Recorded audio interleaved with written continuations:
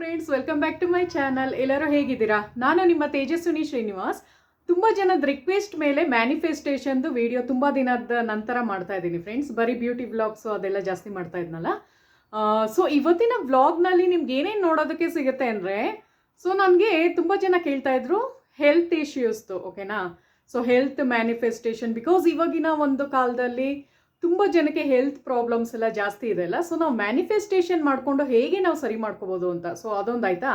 So ಇನ್ನೊಬ್ರದ್ದು ಒಂದು ಕೇಸ್ದು ಕೇಳಿದ್ದಾರೆ, ಅದ್ರದ್ದು ಹೇಳ್ತೀನಿ. ಮತ್ತು ಇನ್ನೊಬ್ರು ಏನು ಅಂದರೆ ನಮಗೆ ಇದೆ ಮೆಡಿಟೇಷನ್ ಮಾಡೋದು ಹೇಗೆ ಅಂತ, ಅಂದರೆ ಸಿಂಪಲ್ ವೇನಲ್ಲಿ. ಸೊ ಇದು ಮೂರೂ ಕವರ್ ಆಗಿರುತ್ತೆ ಈ ವಿಡಿಯೋದಲ್ಲಿ. ಸೊ ವಿಡಿಯೋ ತುಂಬ ಇಂಟ್ರೆಸ್ಟಿಂಗ್ ಆಗಿರುತ್ತೆ, ಯಾರು ಸ್ಕಿಪ್ ಮಾಡಿ ನೋಡಬೇಡಿ. ಬಿಕಾಸ್ ಮ್ಯಾನಿಫೆಸ್ಟೇಷನ್ ಬಗ್ಗೆ ನೀವು ತಿಳ್ಕೋಬೇಕು ಸರಿಯಾಗಿ ಅಂದರೆ ಫುಲ್ ಡೀಟೇಲಾಗಿ ಎಕ್ಸ್ಪ್ಲೈನ್ ಮಾಡ್ತಾ ಇದ್ದೀನಿ ಈ ಒಂದು ವಿಡಿಯೋದಲ್ಲಿ. ಸೊ ಫುಲ್ ನೋಡಿದ್ರೆ ಮಾತ್ರ ನಿಮ್ಗೆ ಅರ್ಥ ಆಗುತ್ತೆ, ಇಲ್ಲಾಂದರೆ ಸುಮ್ಮನೆ ಮಧ್ಯ ಸ್ಕಿಪ್ ಮಾಡ್ಕೊಂಡು ಹೋದರೆ ಏನೂ ಗೊತ್ತಾಗಲ್ಲ, ಓಕೆನಾ. ಸೊ ಯಾರೆಲ್ಲ ನನ್ನ ಚಾನಲ್ನ ಸಬ್ಸ್ಕ್ರೈಬ್ ಮಾಡದೆ ನೋಡ್ತಾ ಇದ್ರೆ ಸಬ್ಸ್ಕ್ರೈಬ್ ಮಾಡಿ, ಲೈಕ್ ಕಮೆಂಟ್ ಮಾಡಿ ನೋಡಿ ಫ್ರೆಂಡ್ಸ್. ಸೊ ನಾನು ನಿಮಗೆ ಎಲ್ಲ ಡೀಟೇಲಾಗಿ ಹೇಳ್ಕೊಡ್ತಾ ಇದ್ದೀನಿ ಈ ವಿಡಿಯೋದಲ್ಲಿ. ಸೊ ಬನ್ನಿ ವಿಡಿಯೋ ಸ್ಟಾರ್ಟ್ ಮಾಡ್ತಾ ಇದ್ದೀನಿ. ಸೊ ಎಲ್ಲರಿಗೂ ಗೊತ್ತಿರಂಗೆ ಮ್ಯಾನಿಫೆಸ್ಟೇಷನ್ ಏನು ಅಂದರೆ ನಾವೇನು ಅಂದ್ಕೊಂಡಿರ್ತೀವೋ ಅದನ್ನು ನಾವು ಪಡೆದುಕೊಳ್ಳೋದು, ಆ ಥರ ಅಲ್ವಾ. ಸೊ ಯಾವ್ದಾರ ಬಗ್ಗೆ ಲಾ ಆಫ್ ಅಟ್ರಾಕ್ಷನ್ ಅಂದರೆ ನಾವು ಯಾವ್ದಾರ ಒಂದು ವಸ್ತುವನ್ನು ಕೇಳ್ಕೊಂಡಾಗ, ನಮಗೆ ಇದೇ ಪರ್ಟಿಕ್ಯುಲರ್ ಆಗಿ ಅದು ಬೇಕು ಅಂತ ಕೇಳ್ಕೊಂಡಾಗ, ಸೊ ಅದ್ರ ಬಗ್ಗೆನೇ ಪದೇ ಪದೇ ಯೋಚನೆ ಮಾಡಿ ಫೋಕಸ್ ಮಾಡಿ ಮಾಡೋದು. ಸೊ ಅದರಲ್ಲಿ ನಮ್ಮದು ಫ್ರೀಕ್ವೆನ್ಸಿನೂ ಮ್ಯಾಚ್ ಆಗಬೇಕು, ಪ್ಲಸ್ ಎನರ್ಜಿನೂ ಇರಬೇಕು, ಪ್ಲಸ್ ನಮ್ಮದೊಂದು ಡೆಡಿಕೇಶನು ಇರಬೇಕು. ಸೊ ಆವಾಗಲೇ ಅದೆಲ್ಲ ಕರೆಕ್ಟಾಗಿ ಅದು ಒಂದು ಟ್ಯಾಲಿ ಅಂತಾರೆ ನೋಡಿ, ಆ ಥರ ಆಗೋದಕ್ಕೆ ಸಾಧ್ಯ, ಓಕೆನಾ.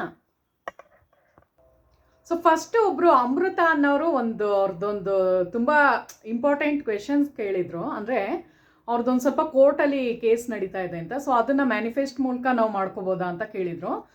ಸೊ ಅಮೃತ ಅವರೇ, ನಾನು ನಿಮಗೆ ಅರ್ಥ ಆಗುತ್ತೆ ಅಂದ್ಕೊಂಡಿದ್ದೀನಿ ಕನ್ನಡ. ಸೊ ಏನು ಅಂದರೆ, ನಿಮ್ಮ ಒಂದು ಏನೇ ಒಂದು ನಿಮಗೆ ವಿಶ್ ಇದೆಯೋ, ಅಂದರೆ ನೀವು ಹೇಳಿದ್ರಲ್ಲ ಫ್ಯಾಮಿಲಿ ನಿಮ್ಮ ಜೊತೆನೇ ಇರಬೇಕು ಅಂತ ಅಂದ್ಕೊಂಡಿದ್ದೀರಾ ಅಂತ. ಸೊ ಅದು ಮತ್ತೆ ವಾಪಸ್ ಸಿಗಬೇಕು ಅಂದರೆ ನೀವು ಒಂದೇ ಒಂದು ಕೆಲಸ ಮಾಡಬೇಕು, ದುರಂತ ದೇವ್ ಅಂತ, ಓಕೆನಾ. ಇದು ಒಂದು ಮಂತ್ರ ಆಗಿರುತ್ತೆ, ಅಂದರೆ ಇದು ಪವರ್ಫುಲ್ ದೇವ್ರದ್ದು ಒಂದು ಮಂತ್ರ. ಸೊ ನಾನು ನಿಮಗೆ ಅದು ಹೇಳಿದ್ದೆ ಅಲ್ವಾ, ಮೆಸೇಜು ಮಾಡಿದ್ದೆ. ಬಟ್ ನಿಮಗೆ ಅದನ್ನು ಇದರಲ್ಲಿ ಡೀಟೇಲಾಗಿ ಎಕ್ಸ್ಪ್ಲೈನ್ ಮಾಡ್ತಾ ಇದ್ದೀನಿ. ಸೊ ಏನು ಅಂದರೆ, ದುರಂತ ದೇವ್ ಎಂಥ ಒಂದು ದೇವ್ರದ್ದು ಪವರ್ ಇರುತ್ತೆ ಅದರಲ್ಲಿ ಅಂದರೆ, ನೀವು ಯಾವುದೇ ಒಂದು ಇಶ್ಯೂಸ್ ಆಗಿರ್ಬೋದು, ಈವನ್ ನಿಮ್ಮದು ಹೆಲ್ತ್ ಇಶ್ಯೂಸ್ ಆಗಿರ್ಬೋದು, ಕೋರ್ಟ್ ಕಚೇರಿ ಕೇಸ್ ಆಗಿರ್ಬೋದು, ಮತ್ತು ಯಾವುದೇ ಒಂದು ನಿಮಗೆ ಸಡನ್ನಾಗಿ ಈಗ ಎಲ್ಲಾರ ಹೋಗ್ತಾ ಇರ್ತೀರ ಅಂದ್ಕೊಳ್ಳಿ, ರೋಡ್ ಆಕ್ಸಿಡೆಂಟ್ಸ್ ಆ ಥರ ನಾ ಹೇಳ್ತಾ ಇರೋದು. ಸೊ ಇನ್ ಕೇಸ್ ಏನಾರ ಆ ಥರ ಆಗಿ ತುಂಬ ನಿಮಗೆ ಹೆಲ್ತ್ ಇಶ್ಯೂಸ್ ಆಗಿ ಏನೋ ಒಂದು ಪ್ರಾಬ್ಲಮಲ್ಲಿ ನೀವು ಇದ್ದೀರಾ ಅಂದ್ಕೊಳ್ಳಿ, ಸಡನ್ನಾಗಿ ನಿಮಗೆ ತಲೆ ಓಡ್ತಾ ಇರಲ್ಲ, ಏನು ಮಾಡಬೇಕು ಅಂತ ಐಡಿಯಾಸು ಸಿಗ್ತಾ ಇರಲ್ಲ. ಸೊ ಅಂಥ ಟೈಮಲ್ಲಿ ಏನು ಮಾಡಿ ಅಂದರೆ, ಇದು ದತ್ತಾತ್ರೇಯದ ಒಂದು ಸ್ವರೂಪ ಆಗಿರುತ್ತೆ ಫ್ರೆಂಡ್ಸ್, ಓಕೆನಾ. ದುರಂತ ದೇವ್ ಅನ್ನೋದು ದತ್ತಾತ್ರೇಯದ ಒಂದು ಸ್ವರೂಪ ಆಗಿರುತ್ತೆ. ಸೊ ನೀವು ಅದನ್ನು ನಂಬಿಕೆ ಇಟ್ಟು ಮಾಡಿದಾಗ 100% ರಿಸಲ್ಟ್ ಸಿಗುತ್ತೆ. ಬಿಕಾಸ್ ತುಂಬ ಜನಕ್ಕೆ ಇದು ಮಾಡಿ ಸಕ್ಸಸ್ಫುಲ್ ಆಗಿದೆ, ಅದಕ್ಕೋಸ್ಕರ ನಿಮ್ಮ ಹತ್ರ ಶೇರ್ ಮಾಡ್ಕೊತಾ ಇದ್ದೀನಿ, ಓಕೆನಾ. ಸೊ ಇದನ್ನು ಟ್ರೈ ಮಾಡಿ, 100% ಆಗುತ್ತೆ ಇದು. ಏನು ಮಾಡಿ ಅಂದರೆ 108 ಸಲ ದುರಂತ ದೇವ್, ಏನಿಲ್ಲ ಮನಸ್ಸೊಳಗೆ ಅಂದ್ಕೊಳ್ಳಿ, ದುರಂತ ದೇವ್ ಎಷ್ಟು ಈಸಿ ಅಲ್ವಾ, ಒಂದೇ ಒಂದು ದೇವ್ರದ್ದು ಹೆಸರು ಅದು, ದುರಂತ ದೇವ್ ದುರಂತ ದೇವ್ ದುರಂತ ದೇವ್ ದುರಂತ ದೇವ್ ಅಂತ. ಆ ಥರ ಒಂದು 108 ಸಲ ಹೇಳ್ಕೊಳ್ಳಿ, ಓಕೆನಾ. ತುಂಬ ಭಕ್ತಿಯಿಂದ ಮಾಡಬೇಕು, ಅಂದರೆ ಒಂಥರ ಟ್ರಸ್ಟ್ ಮಾಡಿ ಮಾಡಬೇಕು ನೀವು. ಸೊ 108 ದಿನ ಮಾಡಿ, ವಿತಿನ್ 2 to 3 months, ಓಕೆನಾ. 2 ರಿಂದ 3 ತಿಂಗಳು ಒಳಗಡೆ ನೀವೇನಂದ್ರಿ ಕೋರ್ಟ್ ಕೇಸ್ ಅಂತ ಅಮೃತ ಅವರೇ, ಸೊ ಅದು ಕ್ಲಿಯರ್ ಆಗುತ್ತೆ, 100% ಆಗುತ್ತೆ. ಹೆಂಗಾಗುತ್ತೆ ಅಂದರೆ, ಅವರ ಮನಸ್ಸಲ್ಲಿ ನೀವು ಅವ್ರಿಗೆ ವಾಪಸ್ ಸಿಗಂಗೆ ಆಗೇ ಆಗುತ್ತೆ, ಓಕೆನಾ. ಸೊ ನಿಮ್ಮ ಹತ್ರ ಬರ್ತಾರೆ, ಅದು 100% ಶ್ಯೂರ್ ಅದು. ಬಟ್ ನೀವು ಟ್ರಸ್ಟ್ ಇಟ್ಟು ಮಾಡಿ. ಸೊ ಮ್ಯಾನಿಫೆಸ್ಟೇಷನಲ್ಲಿ ಇನ್ನೂ ಒಂದು ಮೆಥಡ್ ಇದರಲ್ಲಿ ಇದಾದಮೇಲೆ ಹೇಳ್ಕೊಡ್ತೀನಿ ನಾನು. ವಾಟರ್ ಮ್ಯಾನಿಫೆಸ್ಟೇಷನಲ್ಲಿ ವಾಟರ್ ಟೆಕ್ನಿಕಲ್ಲು ನೀವು ಹೆಂಗೆ ಮಾಡ್ಬೋದು ಅಂತ ಹೇಳ್ಕೊಡ್ತೀನಿ. ಫಸ್ಟ್ ಇದಕ್ಕೆ ನಿಮಗೆ ರೆಮಿಡಿ ಕೊಟ್ಬಿಟ್ಟೆ, ಓಕೆನಾ. ಸೊ ನೀವು ಕೇಳಿದ ಕ್ವೆಶನ್ಗೆ ಆನ್ಸರ್ ಕೊಟ್ಟೆ. ಸೊ ಬನ್ನಿ ಇವಾಗ ಮ್ಯಾನಿಫೆಸ್ಟೇಷನ್ ಕಂಟಿನ್ಯೂ ಮಾಡ್ತೀನಿ, ಓಕೆನಾ. ಸೊ ಇವಾಗ ಬನ್ನಿ ಹೆಲ್ತ್ದು ಮ್ಯಾನಿಫೆಸ್ಟೇಷನ್ ಬಗ್ಗೆ ನಾನು ಕಂಟಿನ್ಯೂ ಮಾಡ್ತಾ ಇದ್ದೀನಿ. ಹಿತಾ ಅನ್ನೋರು ಕೇಳಿದ್ರಿ ಅಲ್ವಾ, ಸೊ ಹೆಲ್ತ್ದು ಮಂತ್ರ ಏನು ಅಂತ. ಸೊ ನಾನು ಹೇಳಲ್ಲ, ಹೆಲ್ತ್ದು ಮಂತ್ರ ಏನು ಅಂದರೆ ಹ್ಯಾಪಿನೆಸ್. ಬಿಕಾಸ್ ಯಾಕೆ ಗೊತ್ತಾ, ನಾವು ನಗ್ನಗ್ತಾ ಇದ್ದಾಗ, ಹ್ಯಾಪಿಯಾಗಿದ್ದಾಗ ನಮ್ಮ ಒಂದು ಸ್ಟ್ರೆಸ್ ಲೆವೆಲ್ ಕಡಿಮೆ ಆಗುತ್ತೆ. ಸೊ ನಿಮಗೆ ತುಂಬ ಜನಕ್ಕೆ ಗೊತ್ತಿರ್ಬೋದು ಇದು. ಏನಾಗುತ್ತೆ ಅಂದರೆ, ನಾವು ತುಂಬ ಸ್ಟ್ರೆಸ್ ತಗೊಂಡಾಗ ಏನಾಗುತ್ತೆ ಅಂದರೆ, ಫಸ್ಟ್ ಹೇಳ್ಬಿಡ್ತೀನಿ ನೋಡಿ. ಸ್ಟ್ರೆಸ್ ತಗೊಂಡಾಗ ಈಗ ಹೇಗಾಗುತ್ತೆ ಅಂದರೆ, ನಮ್ಮ ಬಾಡಿನಲ್ಲಿರುವ ಸೆಲ್ಸ್ ಎಲ್ಲ ತುಂಬ ವೀಕ್ ಆಗಿ ಏನಾಗುತ್ತೆ ಅಂದರೆ ತುಂಬ ಏಜ್ಡ್ ಲುಕ್ ಬರುತ್ತೆ, ಅಂದರೆ ವಯಸ್ಸಾದವ್ರಂಗೆ ಕಾಣಿಸ್ತೀರಾ, ಓಕೆನಾ. ಸೊ ಯಾವಾಗ ನೀವು ಸ್ಟ್ರೆಸ್ ಫ್ರೀಯಿಂದ ಇರ್ತೀರೋ ಅದಕ್ಕೆ ಹೇಳೋದು, ಸ್ಟ್ರೆಸ್ ಇದ್ದಾಗ ಏನೇನು ಕಾಯಿಲೆಗಳು ಬರಬಾರ್ದೋ ಎಲ್ಲ ಬರುತ್ತೆ ಅನ್ನೋದು ಫಾರ್ ಮೇನ್ ರೀಸನ್. ಅದಕ್ಕೋಸ್ಕರನೇ ಎಲ್ಲರೂ ಹೇಳಿರೋದು, ಸ್ಟ್ರೆಸ್ ಯಾವಾಗ ಜಾಸ್ತಿ ಇರುತ್ತೋ ಅವಾಗಲೇ ಎಲ್ಲ ಥರ ಕಾಯಿಲೆಗಳು ಒಂದಕ್ಕೊಂದು ಅಂಟ್ಕೊಂಡು ಬರುತ್ತೆ ಅಂತಾರಲ್ಲ, ಆ ಥರ ಆಗುತ್ತೆ. ಯಾವಾಗ ನೀವು ಸ್ಟ್ರೆಸ್ ಫ್ರೀಯಿಂದ ಇರ್ತೀರೋ ಅವಾಗ ನೀವು ಫಿಟ್ ಆಗಿರ್ತೀರಾ. ಯಾಕೆ ಅಂದರೆ ಅದಕ್ಕೆ ಹೇಳೋದು, ಫಸ್ಟ್ ನೀವು ಹ್ಯಾಪಿನೆಸ್ ಇರಬೇಕು. ಸೊ ಯಾವಾಗ ನೀವು ಒಳಗಿಂದ ಸಂತೋಷವಾಗಿರ್ತೀರೋ ಅಂದರೆ ಖುಷಿಯಾಗಿರೋದಕ್ಕೆ ಟ್ರೈ ಮಾಡಿ, ಅದಕ್ಕೇನೆ ಹೇಳೋದು. ಸೊ ನಿಮ್ಮ ಕೈಲಿ ಆಗ್ತಾ ಇಲ್ಲ ಅಂದರೂ ನೀವು ಟ್ರೈ ಮಾಡಲೇಬೇಕು. ಈಗ ನೀವು ಡೈಲಿ ನೀವು ಊಟ ಮಾಡ್ತೀರಲ್ವಾ, ಅದು ನೆಸೆಸಿಟಿ, ನೀವು ತಿನ್ನಲೇಬೇಕು. ತಿನ್ನದೇ ಇದ್ರೆ ಆಗುತ್ತಾ? ಹೆಂಗೆ ಹೊಟ್ಟೆ ಹಸುವಾಗುತ್ತಲ್ವಾ ನಿಮಗೆ. ಸೊ ಅದು ಎಕ್ಸಾಂಪಲ್ ಕೊಡ್ತಾ ಇರೋದು ನಾನು ನಿಮಗೆ. ಸೊ ನಿಮ್ಗೆ ಹೆಂಗೆ ಹೊಟ್ಟೆ ಹಸುವಾಗುತ್ತೆ, ಒಂದು 2-3 ದಿನ ನಿಮಗೆ ಊಟ ಕೊಡದೇ ಇದ್ರೆ ಏನಾಗುತ್ತೆ ಹೇಳಿ? ಎಷ್ಟು ಸಫರ್ ಮಾಡ್ತೀರಾ, ಅಯ್ಯೋ ನಂಗೆ ಊಟ ಬೇಕು ಅಂತ. ಅದೇ ಥರ ಹ್ಯಾಪಿನೆಸ್ನು ನಿಮ್ಮ ಡೈಲಿ ರೊಟೀನಲ್ಲಿ ತಂದ್ಕೊಳ್ಳಿ. ಅಂದರೆ ಯಾವಾಗಲೂ ಖುಷಿಯಾಗಿರಬೇಕು. ಮತ್ತು ಏನು ಗೊತ್ತಾ, ಯಾವಾಗಲೂ ನಗ್ನಗ್ತಾ ಇರಿ. ಏನು ಗೊತ್ತಾ, ಜಸ್ಟ್ ಒಂದೊಂದು ನಿಮಿಷದಲ್ಲೂ ನಿಮ್ಮ ಮುಖ ಹಿಂಗೆ ಸ್ಮೈಲ್ ಹೋಗಲಿ, ಹಿಂಗೆ ನಕ್ಕೊಂಡಿರಿ. ಸೊ ಅದನ್ನೇ ಹೇಳೋದು, ಅದೊಂದು ಸೀಕ್ರೆಟ್ ಫಂಡ ಅದು ನಾನು ಫಾಲೋ ಮಾಡ್ತಾ ಇರೋದು ಫ್ರೆಂಡ್ಸ್. ನಿಮ್ಗೆ ಗೊತ್ತಲ್ಲ, ನಂದು ಮುಂಚೆ ನೋಡಿ ನಂದು ಕೂದಲೆಲ್ಲ ಅಷ್ಟೊಂದು ತಿಕ್ಕಾಗೂ ಇರಲಿಲ್ಲ, ಏನೋ ಒಂಥರ ಹಿಂಗಿತ್ತು ಸಣ್ಣಗೆ. ನಂದೊಂದು ಪೋಸ್ಟ್ ಮಾಡಿದ್ದೀನಿ ನೋಡಿ, ಅದು ನಂದು ಒಂದು ವರ್ಷದ ಮುಂಚೆದು ಫೋಟೋ ಅದು. ಸೊ ಕೂದಲೆಲ್ಲ ಚಿಕ್ಕದಾಗಿತ್ತು, ಕಟಿಂಗ್ ಮಾಡಿಸಿದ್ದೀನಿ ನೋಡಿ. ಸೊ ನಾನು ನಿಮ್ಗೆ ಏನಂದೆ ಅವತ್ತು, 1 ವರ್ಷದೊಳಗೆ ನಂದು ಈ ಥರ ತುಂಬ ಉದ್ದ ಇತ್ತು. 2 ಸಲ ನಾನೇ ಕತ್ರಿನಲ್ಲಿ ಕಟ್ ಮಾಡ್ಕೊಂಡಿದ್ದೀನಿ. ಸೊ ಅದೆಲ್ಲ ಹೇಗೆ ಬರುತ್ತೆ? ಹ್ಯಾಪಿನೆಸ್ಸಿಂದ. ನಮ್ಮ ಒಂದು ಸೆಲ್ಸಲ್ಲಿ ಅದೆಲ್ಲ ಹ್ಯಾಪಿನೆಸ್, ನಾವು ಯಾವಾಗ ಖುಷಿಯಾಗಿರ್ತೀವೋ ಸೆಲ್ಸಲ್ಲಿ ಹೋದಾಗ, ಸೊ ಅವಾಗ ಏನಾಗುತ್ತೆ ಅಂದರೆ ಅದು ಪ್ರೊಡಕ್ಷನ್ ಚೆನ್ನಾಗಾಗುತ್ತೆ, ಕೂದಲು ಚೆನ್ನಾಗಿ ಬೆಳೆಯುತ್ತೆ, ಉದ್ರೋಗಲ್ಲ. ಆಮೇಲೆ ಮುಖನೂ ಅಷ್ಟೇ ತುಂಬಾ ಕ್ಯೂಟಾಗಿ ಕಾಣಿಸ್ತೀವಿ, ಚೆನ್ನಾಗಾಗ್ತೀವಿ.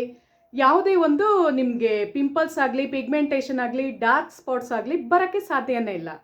ನಾಟ್ ಓನ್ಲಿ ಬರೀ ಫೇಸ್ದು ಅಂತ ಹೇಳ್ತಾ ಇಲ್ಲ, ಬೇರೆದು ಹೆಲ್ತ್ ಇಶ್ಯೂಸು ಬರಲ್ಲ. ಫಾರ್ ಎಕ್ಸಾಂಪಲ್ ನಂದೇ ತೋರಿಸ್ತೀನಿ, ನಾನೇ ಇದಕ್ಕೆ ಉದಾಹರಣೆ ಫ್ರೆಂಡ್ಸ್. ಏನು ಅಂತ ನಿಮ್ಮ ಮುಂದೆನೇ ನಂದು ಕೈ ಇಡ್ತಾ ಇದ್ದೀನಿ. ಸೊ ನೋಡಿ, ಮೊದಲು ನಂದು ಕೈಯಲ್ಲಿ ನಾನು ಶಾರ್ಟ್ಸ್ ಇದ್ರಲ್ಲಿ ಮಾಡಿದ್ದೀನಿ, ಚೆಕ್ ಮಾಡಿ ಬೇಕಾರೆ. ನಾನು ಹೇಳ್ತಾ ಇರೋದು ನಿಜ ಅಂತ ನಿಮ್ಗೆ ಗೊತ್ತಾಗುತ್ತೆ. ಶಾರ್ಟ್ಸ್ ವಿಡಿಯೋದಲ್ಲಿ ಒಂದೊಂದ್ಸಲ ಚೆಕ್ ಮಾಡಿ ಬೇಕಾರೆ, ಯಾವ್ದಾರ ಒಂದು ವಿಡಿಯೋದಲ್ಲಿ ನನ್ನ ಕೈಯೆಲ್ಲ ತರಿ ಥರ ಕಾಣ್ತಿತ್ತು. ಅಲರ್ಜಿ ಥರ ಆಗಿ ಸ್ಕಿನ್ನೆಲ್ಲ ಒಂದು ಸ್ವಲ್ಪ ಡ್ರೈನೆಸ್ ಜಾಸ್ತಿ ಆಗಿತ್ತು. ಸೊ ಇವಾಗ ನೋಡಿ ಕೈಯೆಲ್ಲ ಕ್ಲಿಯರ್ ಆಗ್ತಾ ಬರ್ತಾ ಇದೆ. ಯಾಕೆ ಹೇಳಿ? ಸ್ಟ್ರೆಸ್ ಅವಾಗ ನಾನು ತುಂಬ ಜಾಸ್ತಿ ತಗೋತಾ ಇದ್ದೆ, ಇವಾಗ ಸ್ಟ್ರೆಸ್ ಫ್ರೀಯಿಂದ ಇರೋದಕ್ಕೆ ಕಲ್ತ್ಕೊಂಡಿದ್ದೀನಿ. ಆಲ್ಮೋಸ್ಟ್ ನಾನು ಒಂದು ವರ್ಷದಿಂದ ಇದನ್ನು ಫಾಲೋ ಮಾಡ್ಕೊಂಡು ಬರ್ತಾ ಇದ್ದೀನಿ. ಸೊ ಅದನ್ನೇ ಟಿಪ್ಸ್ನ ನಾನು ನಿಮ್ಮ ಹತ್ರ ಶೇರ್ ಮಾಡ್ಕೊತಾ ಇರೋದು, ಓಕೆನಾ ಫ್ರೆಂಡ್ಸ್? ಸೊ ಹೇಗೆ ಅಂದರೆ, ನಮ್ಮ ಒಂದು ಮನಸ್ಸಿನಲ್ಲಿ ನಾವು ಏನು ಯೋಚನೆ ಮಾಡ್ತೀವೋ ಅದ್ರ ಪ್ರಕಾರನೇ ಆಗ್ತಾ ಹೋಗುತ್ತೆ. ಅದಕ್ಕೆ ಹೇಳೋದು ಯದ್ಭಾವಂ ತದ್ಭವತಿ ಅಂತ. ನಾವೇನು ಯೋಚನೆ ಮಾಡ್ತೀವೋ ಅದನ್ನು ನಾವು ಆಗ್ತಾ ಹೋಗ್ತಾ ಇರ್ತೀವಿ.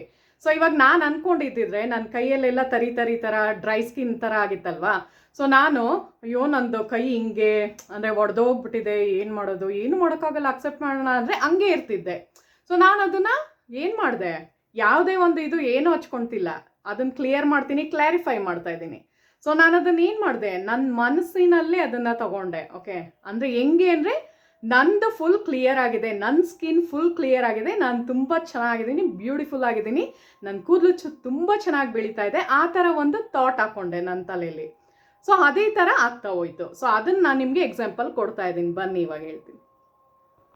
ಸೊ ಏನು ಗೊತ್ತಾ ಫ್ರೆಂಡ್ಸ್, ಸಿಂಪಲ್ ಫಂಡ ಹೇಳ್ಕೊಡ್ತೀನಿ. ಏನು ಅಂದರೆ, ಮ್ಯಾನಿಫೆಸ್ಟೇಷನಲ್ಲಿ ಫಸ್ಟ್ ನೀವು ನಿಮ್ಮ ಒಂದು ಸಬ್ ಮೈಂಡನ್ನು ರೀಪ್ರೋಗ್ರಾಮಿಂಗ್ ಮಾಡಬೇಕಾಗುತ್ತೆ. ಅದರಲ್ಲೇ ಇರೋದು ಟ್ರಿಕ್, ಓಕೆನಾ? ಸೊ ಅದನ್ನೊಂದು ನೀವು ಕರೆಕ್ಟ್ ಮಾಡಿಕೊಂಡ್ರೆ ಆಟೋಮೆಟಿಕ್ಕಾಗಿ ನೀವೇನು ಅಂದ್ಕೊಂಡಿರ್ತೀರೋ ಅದನ್ನು ಅಚೀವ್ ಮಾಡೋದಕ್ಕೆ ಸಾಧ್ಯ ಆಗ್ತಾ ಹೋಗುತ್ತೆ.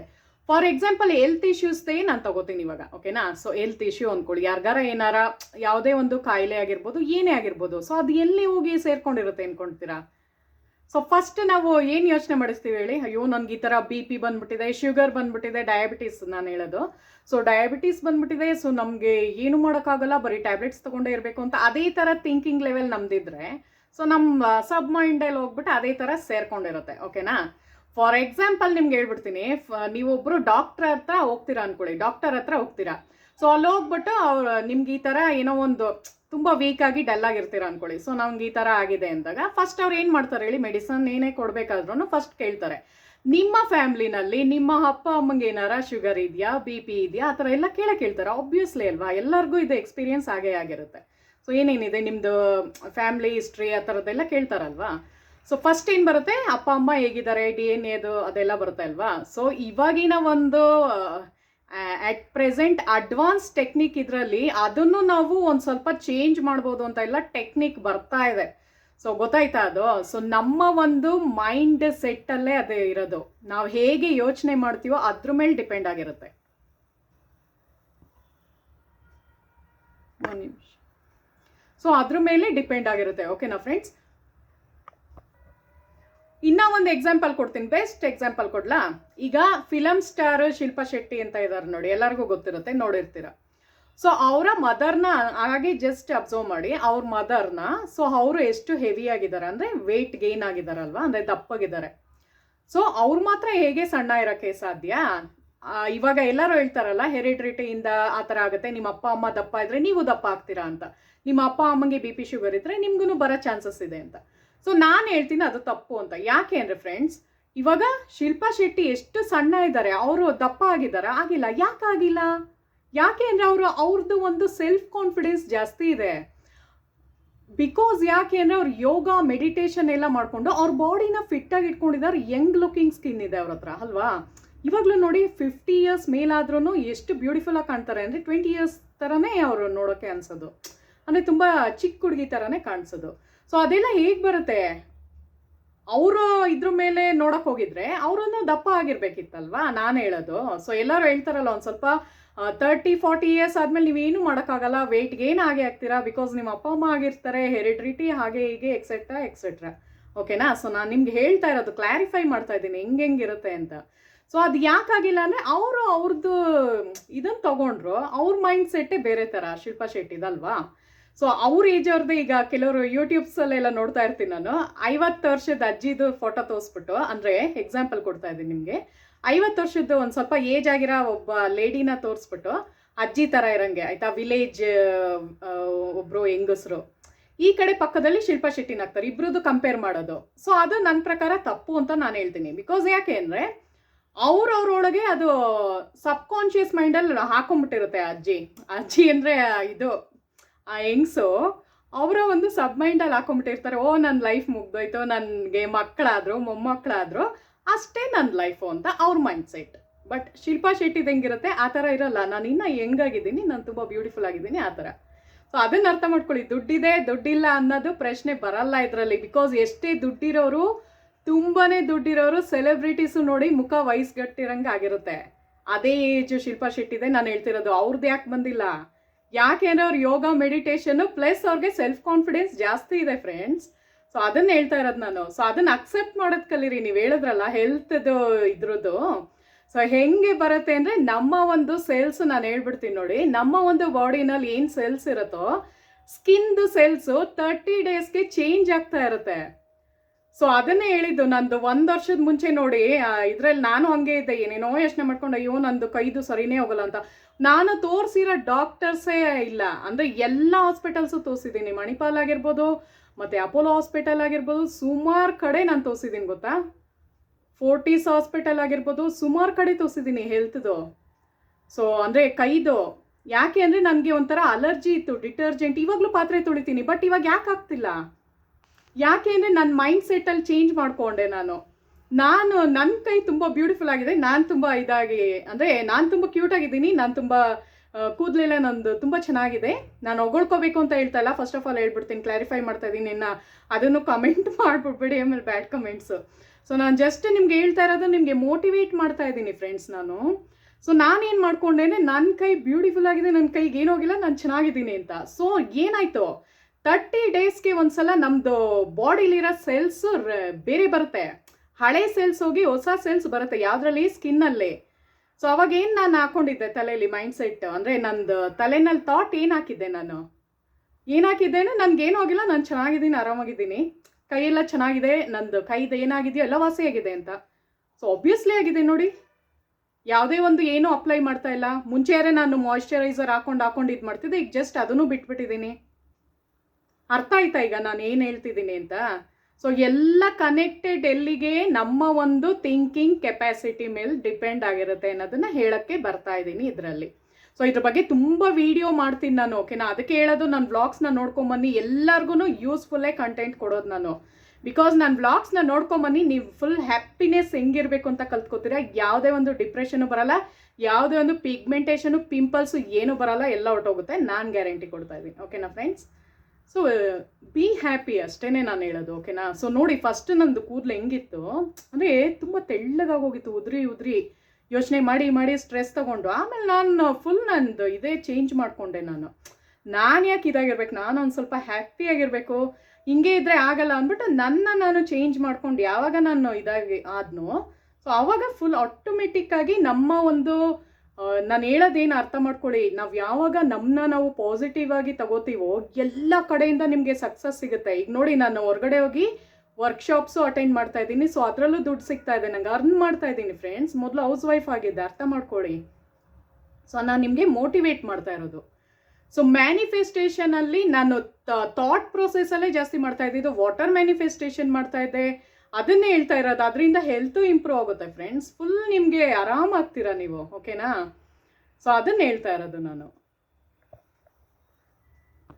ಸೊ ಆಮೇಲೆ ನಮ್ಮದು ಬಾಡಿ ಸೇಲ್ಸಲ್ಲಿ ಏನು ಅಂದರೆ 120 ದಿನದೊಳಗೆ ಅದು ಚೇಂಜ್ ಆಗುತ್ತೆ. ಸ್ಕಿನ್ದ ಸೇಲ್ಸ್ ಎಲ್ಲ ಏನು ಅಂದರೆ 30 ಡೇಸ್ಗೊಳಗೆ ಬೇರೆ ಬೇರೆ ಸೇಲ್ಸ್ ಬರುತ್ತೆ. ಸೊ ನಾನು ನಿಮಗೆ ಸೂಪರ್ ಆಗಿರೋ ಒಂದು ಟೆಕ್ನಿಕ್ ಹೇಳ್ಕೊಡ್ತಾ ಇದ್ದೀನಿ, ಎಲ್ಲರೂ ಗಮನ ಇಟ್ಟು ಕೇಳಿಸ್ಕೊಳ್ಳಿ. ಓಕೆನಾ? ಸೊ ಯಾರ್ಯಾರು ತುಂಬ ಹುಷಾರಿಲ್ಲದೆ ತುಂಬ ಕಷ್ಟಪಡ್ತಾ ಇದ್ದೀರೋ, ಅಂದರೆ ತುಂಬ ಇವಾಗ BP, ಶುಗರ್ ಆಗಿರ್ಬೋದು, ಯಾವುದೇ ಒಂದು ಇಶ್ಯೂಸ್ ಆಗಿರ್ಬೋದು, ಸೊ ಅದನ್ನು ನಿಮಗೂ ಆಸೆ ಇರುತ್ತಲ್ವ, ಹೇಗೆ ನಾವು ಸರಿ ಮಾಡ್ಕೋಬೋದಪ್ಪ ಅಂತ, ಸ್ಟ್ರೆಸ್ ಲೆವೆಲಿಂದ ಹೇಗೆ ಆಚೆ ಬರ್ಬೋದು ಅಂತ. ಸೊ ಹೇಳಲಾ, ಏನಾಗುತ್ತೆ ಅಂದರೆ ಹಳೆ ಸೆಲ್ಸು ಯಾವಾಗ ಆಚೆ ಹೋಗುತ್ತೋ, ಹಳೆ ಸೆಲ್ಸಿಗೆ ಮಾತ್ರ ಗೊತ್ತಿರುತ್ತೆ ನಮಗೆ ಹುಷಾರಿರಲ್ಲ ಅಂತ. ನನಗೆ BP ಜಾಸ್ತಿ ಆಗಿರ್ಬೋದು, ಶುಗರ್ ಜಾಸ್ತಿ ಆಗಿರ್ಬೋದು, ಅದಕ್ಕೆ ಮಾತ್ರ ಗೊತ್ತಿರುತ್ತೆ BP ಆಗಲಿ ಶುಗರ್ ಆಗಲಿ ಜಾಸ್ತಿ ಇದೆ ಇವ್ರ ಹತ್ರ ಅಂತ. ಬಟ್ ಹೊಸ ಸೆಲ್ಸ್ ಯಾವ್ದು ಬರುತ್ತೋ ಅದಕ್ಕೆ ಗೊತ್ತಿರಲ್ಲ ಇವ್ರಿಗೆ BP ಶುಗರ್ ಇದೆ ಅಂತ. ಅರ್ಥ ಆಯ್ತಾ ಈಗ? ಸೊ ಅವಾಗ ನೀವು ಒಂದೇ ಒಂದು ಕೆಲಸ ಏನು ಮಾಡಬೇಕು ಅಂದರೆ, ಅದು ಹಳೇದಾಗಿರೋದು ಹೊರಟೋಗ್ಬೇಕು. ಅದಕ್ಕೆ ತಾನೇ ಎಲ್ಲರೂ ಹೇಳೋದು, ಹಳೇದನ್ನ ಮರ್ತು ಬಿಡು, ಹೊಸದಕ್ಕೆ ವೆಲ್ಕಮ್.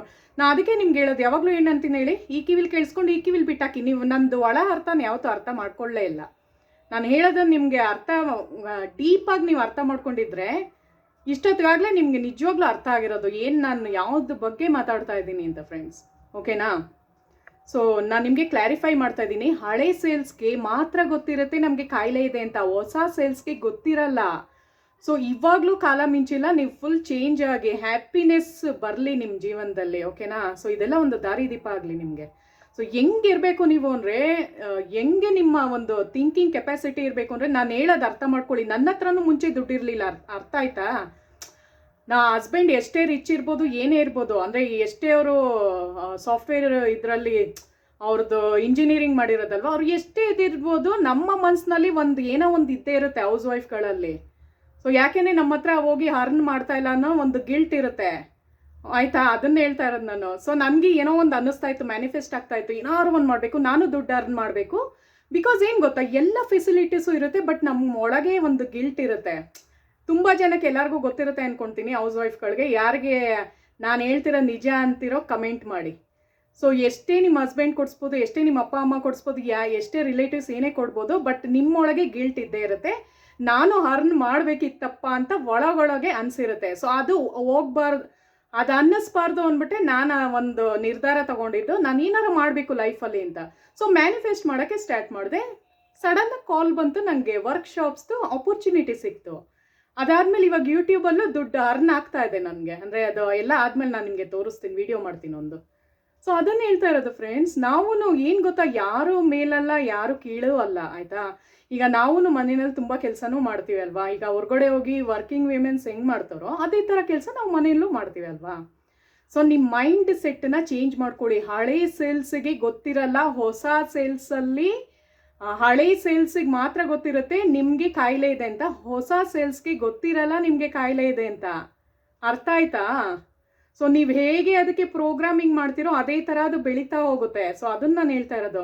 ಯಾರೋ ಒಂದು ಗಾದೆ ಮಾಡಿರೋ ನೋಡಿ, ಅಜ್ಜ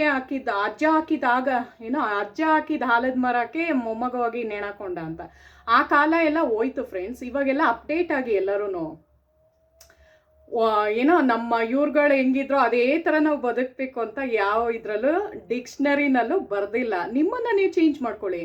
ನಾನು ಹೇಳೋದೇನು ಗೊತ್ತಾ, ನೀವು ಹೌಸ್ ವೈಫ್ಗಳೇ ಆಗಿದ್ರು ನಿಮಗೆ ಹೊರಗಡೆ ಹೋಗಿ ಕೆಲಸ ಮಾಡೋಕ್ಕಾಗ್ತಾ ಇಲ್ಲ ಅಂದ್ರೂ ಪರವಾಗಿಲ್ಲ, ಇಟ್ಸ್ ಓಕೆ. ನಿಮ್ಮ ಹತ್ರ ಇರೋದ್ರಲ್ಲಿ ನೀವು ಹ್ಯಾಪಿಯಾಗಿರಿ, ಅದನ್ನ ಹೇಳ್ತಾ ಇರೋದು. ಹ್ಯಾಪಿಯಾಗಿದ್ರೆ ತಾನೇ ಕಾಯಿಲೆಗಳು ಏನು ಬರದೇ ಇರೋಕ್ಕೆ ಸಾಧ್ಯ. ನೀವು ಚೆನ್ನಾಗಿ ಹ್ಯಾಪಿಯಾಗಿದ್ದರೆ ನಿಮ್ಮ ಫ್ಯಾಮ್ಲಿನೂ ಚೆನ್ನಾಗಿರುತ್ತೆ, ನಿಮ್ಮ ಮನೆಯಲ್ಲಿ ನಿಮ್ಮ ಹಸ್ಬೆಂಡು ಮಕ್ಕಳು ಚೆನ್ನಾಗಿ ನೋಡ್ಕೊತಾರೆ ನಿಮ್ಮನ್ನ. ಅಂದರೆ ನಿಮ್ಮದು ಇಡೀ ಲೈಫ್ ಸ್ಟೈಲೇ ಚೇಂಜ್ ಆಗುತ್ತೆ. ನಾನು ಹೇಳ್ತಾ ಇದ್ದೀನಿ ನೋಡಿ, ಇದನ್ನು ಫಸ್ಟು ಫಾಲೋ ಮಾಡಿ, ಓಕೆನಾ? ಸೊ ಆ ಥರ ಆಗುತ್ತೆ. ಹೊಸ ಸೇಲ್ಸ್ ಬರುತ್ತಲ್ಲ, ಸೊ ಅವಾಗ ನೀವು ನಿಮ್ಮ ಒಂದು ಹೊಸ ಮುಖನ ಅದು ನೋಡುತ್ತೆ. ನೀವು ಹೇಗಿದ್ದೀರೋ, ನಿಮ್ಮ ಒಂದು ಇದು ಹೇಗಿದೆ ಅಂತ ಅದು ನೋಡುತ್ತೆ. ಸೊ ನೀವು ಹೆಂಗಿರ್ತೀರ ಅವಾಗ? ಹ್ಯಾಪಿಯಾಗಿದ್ದಾಗ, ಖುಷಿ ಇದ್ದಾಗ ಅದು ಚೆನ್ನಾಗಿ ಅದು ಇದು ಅದ್ರ ಕೆಲಸ ಅದು ಚೆನ್ನಾಗಿ ಮಾಡುತ್ತೆ. ಅದಕ್ಕೆ ತಾನೇ ನಾನು ವಾಟರ್ ಮ್ಯಾನಿಫೆಸ್ಟೇಷನಲ್ಲೂ ಹೇಳಿದ್ದೀನಿ, ಯಾವಾಗ ನಾವು ಏನೇ ಒಂದು, ಈಗ ನಾನು 10 ಗ್ರಾಮ್ ಚಿನ್ನದ ನೆಕ್ಲೆಸ್ ತಗೊಂಡಿದ್ದೀನಿ ಅಂತ ಚೀಟಿ ಬರೆದ್ಬಿಟ್ಟು ಹೇಳಿ ಕುಡಿಬೇಕು ಅಂತ ನಾನು ಹೇಳ್ದೆ ಅಲ್ವಾ? ಸೊ ಮನ್ಸಲ್ಲಾರ ಹೇಳ್ಕೊಳ್ಳಿ, ಇಲ್ಲ ಜೋರಾಗಾರ ಹೇಳ್ಕೊಳ್ಳಿ. ಯಾವಾಗ ನೀವು ಹೇಳ್ಬಿಟ್ಟು ಅದನ್ನು ಕುಡಿತೀರೋ, ಪ್ರತಿಯೊಂದು ಅಣುವಿನಲ್ಲಿ ಹೋಗಿ ಸೇರ್ಕೊಡುತ್ತೆ. ಅಣು ಅಂದ್ರೆ ಏನು? ಈ ಸೆಲ್ಸ್ ಬಗ್ಗೆನೇ ನಾನು ಮಾತಾಡ್ತಿರೋದು. ಹೊಸ ಸೇಲ್ಸ್ ಏನು ಬಂದಿರುತ್ತೆ, ಈಗ ಹಳೆ ಸೇಲ್ಸ್ ಹೊಟ್ಟೋಯ್ತು ಬಿಡಿ, 30 ದಿನದೊಳಗೆ ಹೊಟ್ಟೋಯ್ತು ಹಳೇದು, ಆಯಿತಾ? ಬೇರೆದು ಬಂದಿರುತ್ತೆ. ಸೊ ಆ ಸೇಲ್ಸ್ಗೆ ಗೊತ್ತಿರಲ್ಲ ನೀವೇನು, ನಿಮ್ಮ ಒಂದು ಇದು ಏನು ಅಂತ ಅದಕ್ಕೆ ಗೊತ್ತಿರಲ್ಲ. ಅದನ್ನೇ ಫಸ್ಟು ಸಬ್ ಮೈಂಡಲ್ಲಿ ಹೋಗಿ ನಿಮ್ಮದು ರೀಪ್ರೋಗ್ರಾಮಿಂಗ್ ಮಾಡಿ ಅಂತ ಅದಕ್ಕೆ ಹೇಳಿರೋದು. ಸೊ ಆ ರೀಪ್ರೋಗ್ರಾಮಿಂಗ್ ತುಂಬ ಜನಕ್ಕೆ ಅರ್ಥನೇ ಆಗ್ತಾಯಿಲ್ಲ. ಮ್ಯಾನಿಫೆಸ್ಟೇಷನ್ ಏನು, ಅಯ್ಯೋ ನಾವು ಎಷ್ಟೊಂದು ಮಾಡ್ತಿದ್ದೀವಿ ಆದರೂ ನಾವು ಕ್ಲಿಕ್ ಆಗ್ತಿಲ್ಲ ಅಂತಿದ್ದೀರಾ. ಯಾಕೆ ಕ್ಲಿಕ್ ಆಗ್ತಿಲ್ಲ ಅಂದರೆ ನಿಮ್ಮನ್ನು ನೀವೇ ಚೇಂಜ್ ಮಾಡ್ಕೊಂಡಿಲ್ಲ. ಇನ್ನು ಹೆಂಗೆ ಕ್ಲಿಕ್ ಆಗೋದಕ್ಕೆ ಸಾಧ್ಯ ಹೇಳಿ? ನಿಮ್ಮನ್ನು ನೀವು ಚೇಂಜ್ ಮಾಡ್ಕೊಳ್ಳಿ. ನೀವು ಹ್ಯಾಪಿಯಾಗಿರೋದಕ್ಕೆ ಟ್ರೈ ಮಾಡಿ, ಆದಷ್ಟು ಖುಷಿಯಾಗಿರಿ. ಆ ಥರ ಟ್ರೈ ಮಾಡಿ. ನೀವು ನಾನು ಏನು ಅಂದ್ಕೊಂಡಿರ್ತೀರೋ ಅದು ಸಿಗುತ್ತೆ ಅಂತ ಯಾವಾಗಲೂ ಪ್ರೆಸೆಂಟ್ ಟೆನ್ಸಲ್ಲೇ ನನಗೆ ಸಿಕ್ಕಿದೆ, ನಾನು ಆಗ್ತಾ ಇದ್ದೀನಿ, ನಂದು ಕೂದಲು ತುಂಬ ಚೆನ್ನಾಗಿದೆ, ನನ್ನ ಮುಖ ತುಂಬ ಚೆನ್ನಾಗಿದೆ, ನಾನು ತುಂಬ ಕ್ಯೂಟಾಗಿದ್ದೀನಿ, ನಂದು ಪಿಂಪಲ್ಸ್ ಇಲ್ಲ, ಪಿಗ್ಮೆಂಟೇಷನ್ ಹೊಟ್ಟೋಗಿದೆ. ಈ ಥರ ಒಂದು ಪಾಸಿಟಿವ್ ಅಫರ್ಮೇಷನ್ಸ್ ಹಾಕೊಂಬಂದಾಗ ಆ ಹೊಸ ಸೆಲ್ಸ್ ಬರುತ್ತಲ್ಲ, ಸೊ ಅದು ಅಕ್ಸೆಪ್ಟ್ ಮಾಡುತ್ತೆ. ಇವ್ರ ಹತ್ರ ಪಿಗ್ಮೆಂಟೇಷನ್ ಇಲ್ಲ ಅಂದ್ಬಿಟ್ಟು ಅದೇನೇನು ನಾನು ಹೇಳಿದ್ನಲ್ಲ ರಿಪೇರು, ಅದಕ್ಕೆ ಹೇಳೋದು. ನಾನು ಮೊನ್ನೆ ವಿಡಿಯೋದಲ್ಲೂ ತೋರಿಸಿದ್ದೀನಿ ನೋಡಿ, ಪಿಗ್ಮೆಂಟೇಷನ್ದು ಎಕ್ಸಸೈಸ್ ತೋರಿಸಿದ್ನಲ್ಲ ಫೇಸ್ದು. ಸೊ ಅದೆಲ್ಲ ಪ್ರೆಷರ್ ಪಾಯಿಂಟು ಇಲ್ಲಿ ಇದು ಎಲ್ಲ ಮಾಡೋದು ತೋರಿಸಿದ್ದೀನಿ, ಹೋಗಿ ಚೆಕ್ ಮಾಡ್ಕೊಳ್ಳಿ. ಸೊ ಅದೆಲ್ಲ ಸ್ಟ್ರೆಸ್ ಕಡಿಮೆ ಮಾಡೋದಕ್ಕೆ ಇರೋದು. ಸೊ ಇದೆಲ್ಲ ಒಂದಕ್ಕೊಂದು ರಿಲೇಟೆಡ್ ಆಗಿದೆ ಫ್ರೆಂಡ್ಸ್, ಓಕೆ? ನಾನು ವೀಡಿಯೋಸ್ ಇದ್ರ ಬಗ್ಗೆ ಮಾಡ್ತೀನಿ. ಸೊ ಸ್ಟೆಪ್ ಬೈ ಸ್ಟೆಪ್ ಹೇಳ್ಕೊಡ್ತೀನಿ. ತುಂಬ ಮಾಡೋರು ನೀವು ಇರಲ್ಲ, ಹೊಟ್ಟೋಗ್ತೀರಾ, ಇಷ್ಟೊಂದು ಲಾಂಗ್ ವಿಡಿಯೋ ಆಗೋಗುತ್ತೆ, ನಿಮಗೆ ನೋಡೋಕ್ಕಿದಾಗುತ್ತೆ. ಸೊ ಇನ್ನೊಬ್ರು ಯಾರೋ ಕೇಳಿದ್ರು ಇದ್ರದ್ದು ಯಾವುದು ಮೆಡಿಟೇಷನ್ದು ನಾನು ನೆಕ್ಸ್ಟ್ ಮಾಡ್ತೀನಿ ಫ್ರೆಂಡ್ಸ್. ಇದೇ ಥರ ಇದು ಇನ್ನೂ ಕಂಟಿನ್ಯೂ ಮಾಡ್ತೀನಿ ಹೆಲ್ತ್ದು, ಓಕೆನಾ?